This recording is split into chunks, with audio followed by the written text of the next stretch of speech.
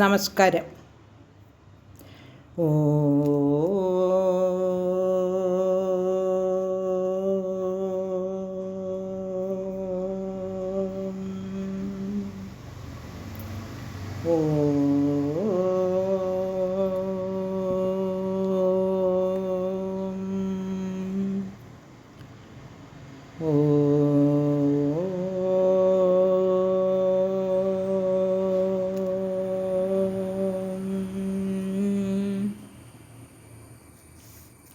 ശ്രീമദ് വാൽമീകി രാമായണം ധ്യാന ശ്ലോകങ്ങൾ.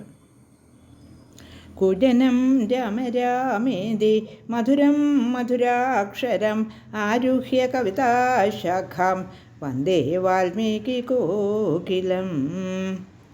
രാമായ രാമഭദ്രായ രാമചന്ദ്രായ വേധസേ രഘുനാഥായ നാഥായ സീതായ പതേ നമഃ.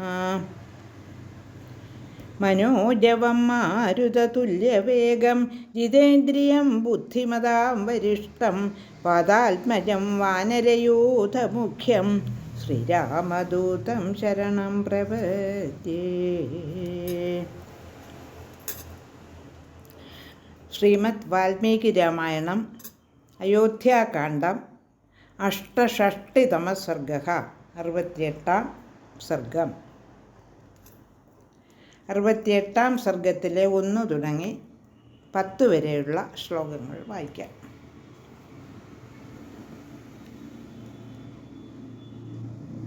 ഒന്നാമത്തെ ശ്ലോകം. തേഷാം തദ്വചനം ശ്രുത്വാ വസിഷ്ഠപ്രത്യുവാചഃ മിത്രാമാത്യജനാൻ സർവാൻ ബ്രാഹ്മണാസ്താനിദം വചഃ. യദൗസൗ മാതുലകുലേ ദത്തരാജ്യപരം സുഖീ ഭരതോ വസതി ഭ്രാതാ ശത്രുഘ്നേന മുദാന്വിതഃ. തച്ഛീഘ്രം യവനാദൂതാ ഗച്ഛന്തു ത്വരിതം ഹയൈഹൈ ആനേതും ഭ്രാതരൗ വീരൗ കിം സമീക്ഷാമഹേ വയം. ഗച്ഛന്ത്വതി തതഃ സർവേ വസിഷ്ഠം വാക്യമബ്രുവൻ തേഷാം തദ്വചനം ശ്രുത്വാ വസിഷ്ഠോ വാക്യമബ്രവീത്. ഏഹി സിദ്ധാർത്ഥവിജയ ജയന്താശോകനന്ദന ശ്രൂയതാമിതി കർത്തവ്യം സർവാനേവ ബ്രവീമിവാ. ആ ശ്ലോകം ഒന്നുകൂടി ചൊല്ലാം. ഏഹി സിദ്ധാർത്ഥ വിജയ ജയന്താശോകനന്ദന ശ്രൂയതാമിതി കർത്തവ്യം സർവാനേവ ബ്രവീമിവ. പുരം രാജഗ്രഹം ഗത്വാ ശീഘ്രം ശീഘ്രജവൈർഹയൈഹൈ ത്യക്തശോകൈരിദം വാച്യ ശാസനാത് ഭരതോ മമ. പുരോഹിതസ്ത്വാം കുശലം പ്രാഹ സർവേ ച മന്ത്രിണഃ ത്വരമാണച്ഛ നിര്യാഹി കൃത്യമാത്യജികം ത്വയാ. മാ ചാസ്മൈ പ്രോഷിതം രാമം മാ ചാസ്മൈ പിതരം മൃതം ഭവന്ത സംശുശുർഗത്വാ രാഘവാണാമിതക്ഷയം. കൗശേയാനി ച വസ്ത്രാണി ഭൂഷണാനി വരാണി ച ക്ഷിപ്രമാദായ രാജ്ഞച്ഛ ഭരതസ്യ ച ഗച്ഛതാ. ദത്തപഥ്യശനാദൂത ജഗ്മുസ്വം സ്വം നിവേശനം കേകേയാസ്തേ ഗമിഷ്യന്തോ ഹയാനാരുഹ്യ സമ്മതാൻ.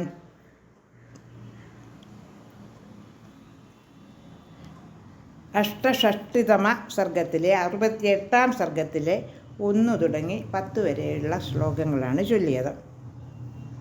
ഇനി ഒന്നാമത്തെ ശ്ലോകം ചൊല്ലി ഏകദേശമായ അർത്ഥം പറയാം. 1 തുടങ്ങി 10 വരെയുള്ള ശ്ലോകങ്ങളുടെ.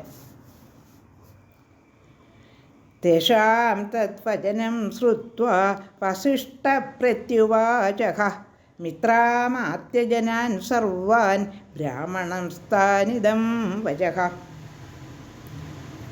ഇപ്പം വസിഷ്ഠനോട് അമാത്യരും മന്ത്രിമാരും ബ്രാഹ്മണന്മാരുമൊക്കെ ഓരോ പരാതി പറയുകയായിരുന്നല്ലോ രാജാവില്ലാത്ത അവസ്ഥയെപ്പറ്റി.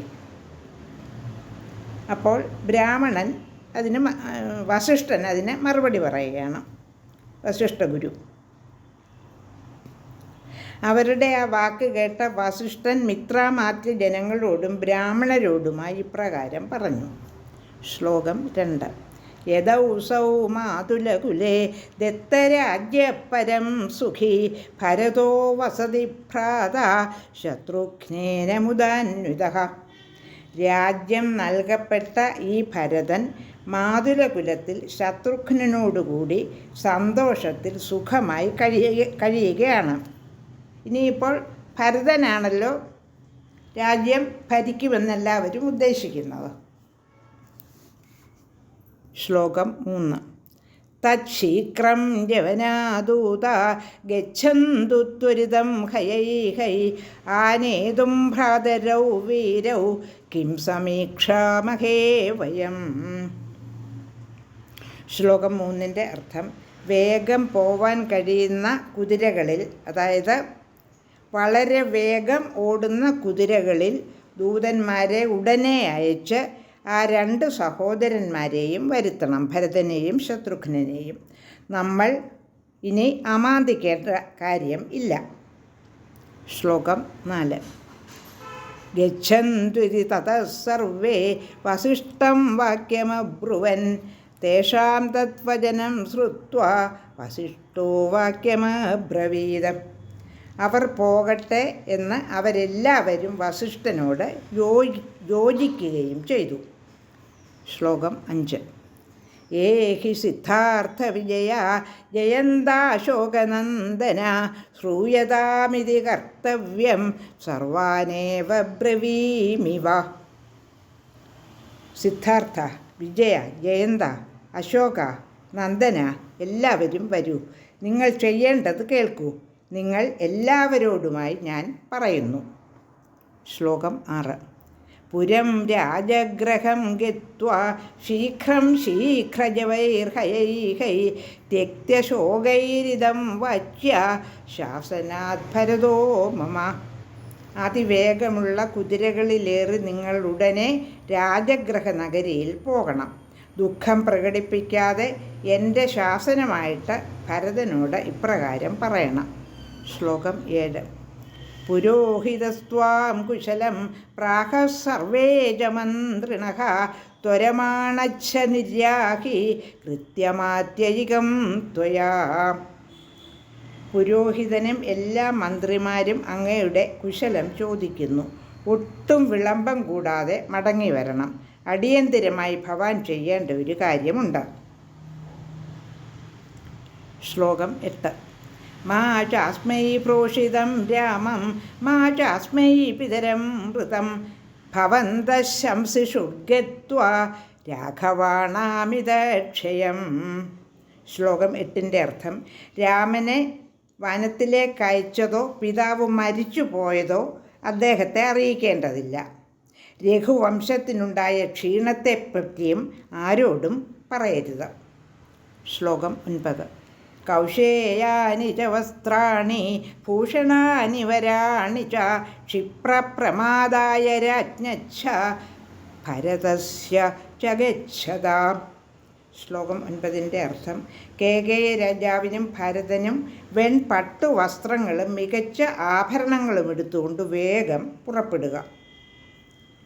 ശ്ലോകം 10. ദത്തപഥ്യശനാദൂത ജഗ്നുസ്വം സ്വം നിവേശനം കേകേയാംസ്തേ ഗമിഷ്യന്തോ ഭയാനാരുഹ്യ സമ്മതാൻ. ശ്ലോകം 10-ൻ്റെ അർത്ഥം വഴിച്ചെലവിനുള്ളത് മേടിച്ച് ദൂതന്മാർ സ്വന്തം ഗൃഹങ്ങളിലേക്ക് പോയതിന് ശേഷം എല്ലാവരും ഒന്നാം തരം കുതിരകളിലേറി കേകയത്തിലേക്ക് പുറപ്പെട്ടു. ലോകാ സമസ്ത സുഖിനോ ഭവന്തു.